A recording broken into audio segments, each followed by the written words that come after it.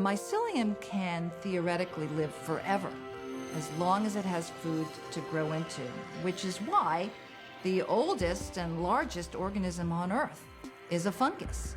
It lives on top of a mountain in Oregon. It's like thousands of acres and it's thousands of years old.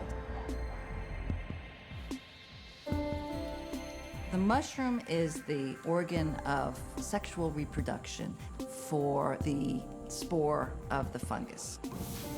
Fungi don't have seeds, they have spores. The spores are extremely tiny, little lightweight gene-carrying systems. When they land on something they can eat, they break down the food that they're on and then reabsorb the nutrients, because you need to move on and find another place where there's food. The mushroom releases zillions of spores into the atmosphere. There's so many spore, I mean, you take one breath, you just breathed in 10 fungal spore.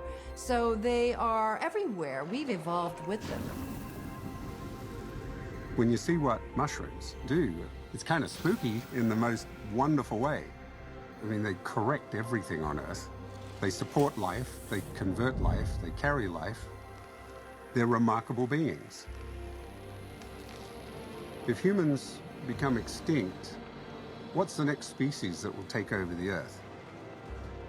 Maybe mycelium already are the dominant species, not just because they're the most common species on Earth, they're everywhere. I mean, you look at humans, there's 7 billion of us, but we're just one little creature wandering around incredibly vulnerable and don't survive easily if we're assaulted.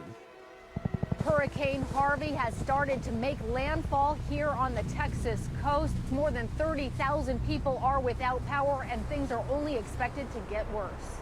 Puerto Rico has had the worst storm in about a century, and it is struggling to understand the new normal of months ahead without basic services.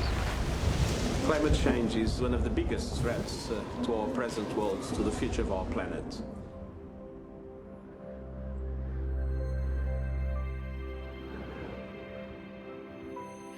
CO2 is our biggest greenhouse gas. As plants photosynthesize, they literally inhale CO2 while exhaling oxygen.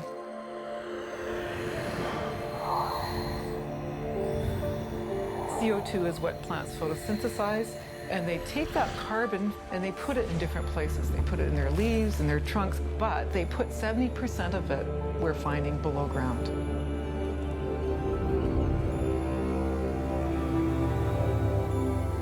And the root systems trade that carbon for nutrients. The carbon ends up in the fungal cell walls where it's stored.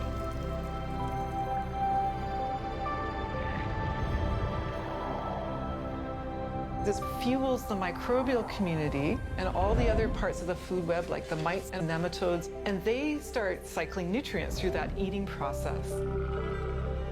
So the fungi are really important in stabilizing carbon in soils. Once the carbon is stable, it can stay there stored for thousands of years.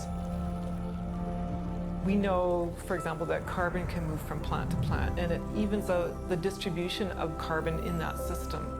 They're working really hard.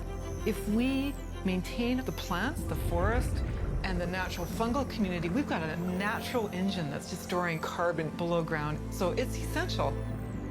You know, it's there for us, right? It's right in front of us. We do more than make mushrooms. We have the ability to do so much more than just break down matter. Like the fruit of our labor, most of you have only scratched the surface of our usefulness. We are the changers.